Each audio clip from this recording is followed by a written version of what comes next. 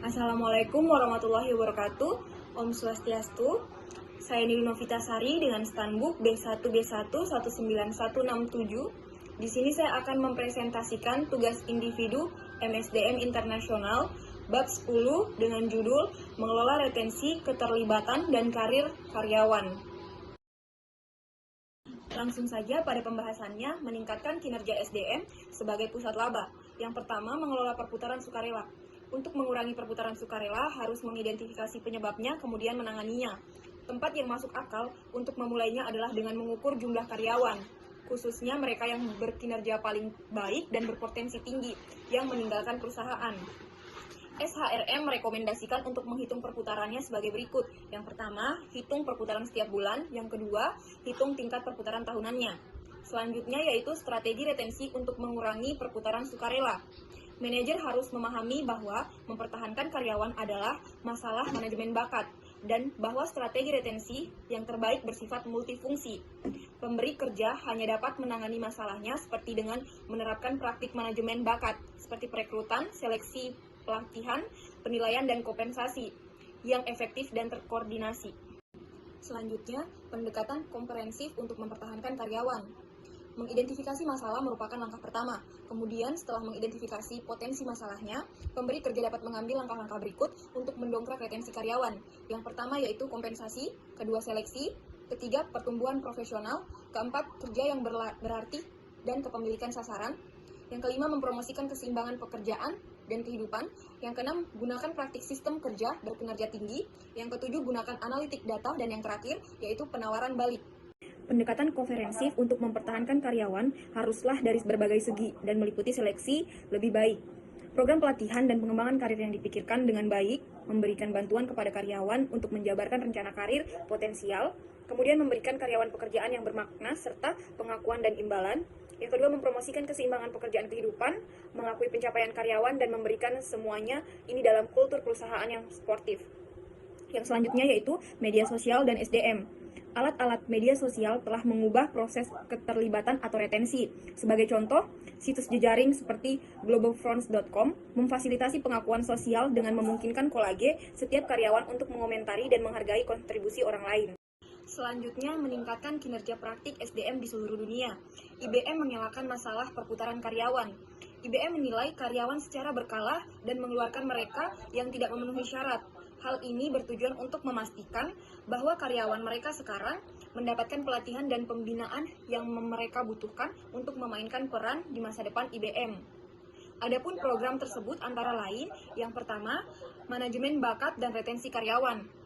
Praktik terbaik manajemen bakat menyarankan untuk memfokuskan upaya retensi yang lebih besar pada karyawan perusahaan yang lebih penting.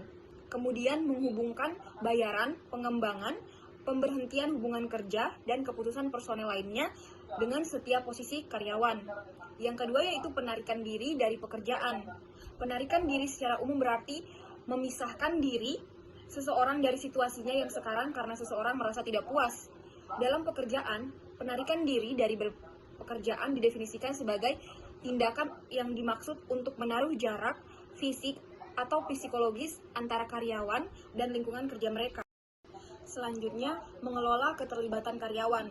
Keterlibatan merujuk pada keterlibatan secara psikologis dalam. Berkomitmen untuk menyelesaikan pekerjaan seseorang. Karyawan yang terlibat mengalami tingkat konektivitas tinggi dengan tugas kerja mereka, dan oleh karenanya bekerja keras untuk menyelesaikan sasaran terkait tugas mereka.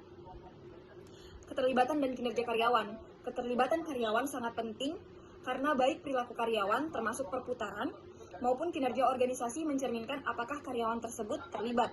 Sebagai contoh, berdasarkan survei Gallup, unit bisnis dengan tingkat keterlibatan karyawan tinggi mempunyai 83% kesempatan untuk berkinerja di atas medan perusahaan. Sementara, mereka yang mempunyai keterlibatan karyawan terendah hanya mempunyai 17% kesempatan. Disimpulkan bahwa mendorong keterlibatan akan membantu menjelaskan penyebab dari menurunnya perputaran perusahaan sebesar 10% setelahnya. Selanjutnya, meningkatkan kinerja praktik SDM di seluruh dunia. Yang pertama, tindakan yang menumbuhkan keterlibatan. Towers Watson mengilustrasikan bagaimana pemberi kerja dapat meningkatkan keterlibatan karyawan. tindakan pendukung keterlibatan yang penting termasuk memastikan karyawan yang pertama memahami bagaimana departemen mereka berkontribusi pada kesuksesan perusahaan. Yang kedua melihat bagaimana usaha mereka sendiri berkontribusi untuk mencapai sasaran perusahaan. Yang ketiga mendapatkan rasa pencapaian dari bekerja di perusahaan tersebut. Cara terbaik untuk meningkatkan keterlibatan adalah dengan mengingatkan bahwa keterlibatan merupakan jalan dua arah, yaitu karyawan cenderung berkomitmen dan terlibat dalam perusahaan yang berkomitmen kepada mereka. Selanjutnya, manajemen karir. Manajemen karir merupakan proses yang memungkinkan karyawan untuk lebih memahami dan mengembangkan keterampilan dan minat karir mereka, dan untuk menggunakan keterampilan dan minat ini secara lebih efektif. Terminologi karir. Karir dapat didefinisikan sebagai posisi yang dimiliki seseorang selama bertahun-tahun. Pengembangan karir atau career development adalah serangkaian aktivitas seumur hidup seperti lokakarya yang berkontribusi pada eksplorasi, pembentukan, keberhasilan, dan pemenuhan karir seseorang. Selanjutnya, karir di zaman sekarang. Karir di zaman sekarang berbeda dari beberapa tahun yang lalu. Mereka yang pensiun dalam beberapa tahun mendatang cenderung berfokus pada pekerjaan dan pemberi kerja. Orang yang memasuki pasar pekerjaan sekarang lebih sering menghargai peraturan pekerjaan yang memberikan lebih banyak kesempatan bagi kehidupan pekerjaan keluarga yang seimbang. Selanjutnya, kontrak psikologis. Apa yang diharapkan pemberi kerja dan karyawan dari satu sama lain merupakan bagian dari apa yang oleh psikolog disebut sebagai kontrak psikologis. Kontrak psikologis ini mengidentifikasi ekspektasi mutual suatu pihak. Contohnya kesepakatan yang tidak dinyatakan ini adalah bahwa manajemen akan melakukan karyawan dengan adil dan memberikan kondisi kerja yang memuaskan diharapkan dalam hubungan jangka panjang. Selanjutnya, peran karyawan dalam manajemen karir. Pemberi kerja dan manajer mempunyai peran yang menurunkan karir karyawan, tetapi tidak ada karyawan yang akan menyerahkan tugas ini kepada orang lain. Perencanaan karir berarti menyesuaikan kekuatan dan kelemahan individu dengan kesempatan dan ancaman pekerjaan. Karyawan mengerjakan pekerjaan dan karir yang memanfaatkan minat, bakat, nilai-nilai, dan keterampilannya. John Holland mengatakan bahwa kepribadian meliputi nilai-nilai, motif, dan kebutuhan adalah salah satu penentu pilihan karir. Selanjutnya, peran pemberi kerja dalam manajemen karir. Peran pemberi kerja dalam mengembangkan karir tergantung pada berapa lama karyawan tersebut telah bersama dengan perusahaan. Sebagai contoh, sebelum mempekerjakan, wawancara pekerjaan yang realistis dapat membantu karyawan prospektif mengukur secara lebih akurat apakah pekerjaan tersebut sesuai untuknya.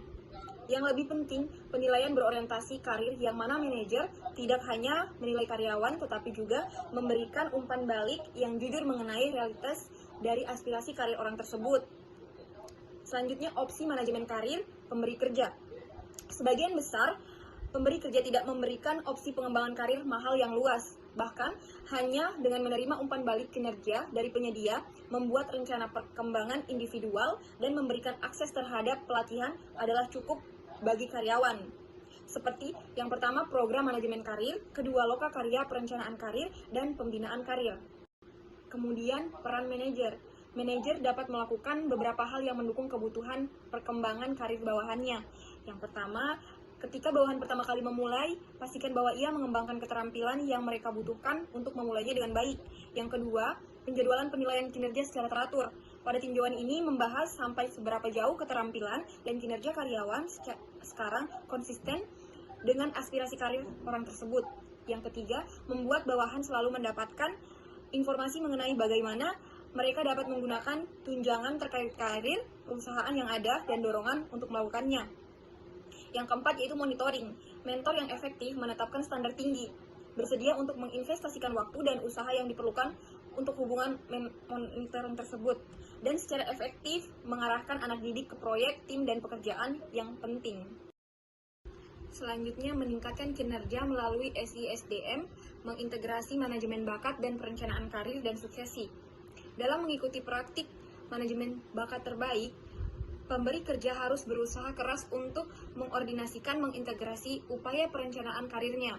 Sebagai contoh, perencanaan karir dan rencana pengembangan karyawan harus mencerminkan hasil penilaian kinerjanya. Dengan cara yang sama, rencana suksesi perusahaan harus mencerminkan minat karir dan hasil penilaian karyawan mereka. Selanjutnya, manajemen karir siklus kehidupan karyawan. Mengambil keputusan promosi. Promosi atau promotion secara tradisional merujuk pada keajuan ke posisi dengan tanggung jawab lebih besar. Promosi dapat memberikan kesempatan untuk menghargai kinerja yang unggul dan mengisi terbuka dengan karyawan yang teruji dan loyal. Kenali hukum pekerjaan Anda. Tetapkan pedoman yang jelas untuk mengelola promosi. Proses promosi, pemberi kerja harus mematuhi semua hukum anti-diskriminasi yang sama dengan prosedur untuk menyeleksi karyawan atau semua tindakan SDM lainnya. Selanjutnya, mengelola transfer. Transfer adalah perpindahan dari suatu pekerjaan ke pekerjaan lainnya, biasanya tanpa adanya perubahan gaji atau peringkat. Kemudian, mengelola pensiun. Pada dasarnya adalah bahwa perencanaan pensiun tidak lagi hanya mengenali pembantu karyawan sekarang memasuki pensiun. Rencana ini juga harus membantu kerja untuk mempertahankan dalam kapasitas tertentu keterampilan dan kekuatan otak mereka yang normal akan pensiun dan meninggalkan perusahaan. Selanjutnya, mengelola pemberhentian. Pemberhentian dismissal, terminasi paksa terhadap hubungan kerja karyawan dengan perusahaan. Selanjutnya, dasar untuk memberhentikan. Terdapat 4 dasar untuk pemberhentian. Yang pertama, kinerja tidak memuaskan. Kedua, kelakuan buruk. Ketiga, kurangnya kualifikasi untuk pekerjaan. Dan yang terakhir, persyaratan yang berubah dari pekerjaan. Pengecualian terminasi sesuai kehendak. 3, perlindungan utama terhadap pemberhentian yang tidak sah. Telah mengikis doktrin terminasi sesuai kehendak, pengecualian menurut undang-undang, pengecualian hukum umum, dan pengecualian kebijakan publik. Terminasi sesuai kehendak. Terminasi sesuai kehendak adalah ketika tidak ada kontrak, baik karyawan maupun pemberi kerja terhadap menghentikan hubungan pekerjaan sesuai kehendak mereka. Menghindari tuntutan pemberhentian tidak sah, yaitu pemberhentian tidak sah terjadi ketika pemberhentian seseorang karyawan tidak mematuhi hukum atau perjanjian kontraktual yang dinyatakan atau diindikasi oleh pemberi kerja. Selanjutnya, tanggung jawab penyedia. Pengadilan terkadang menyatakan bahwa manajer secara pribadi bertanggung jawab atas tindakan penyelidikan mereka. Proses keluar dan wawancara terminasi.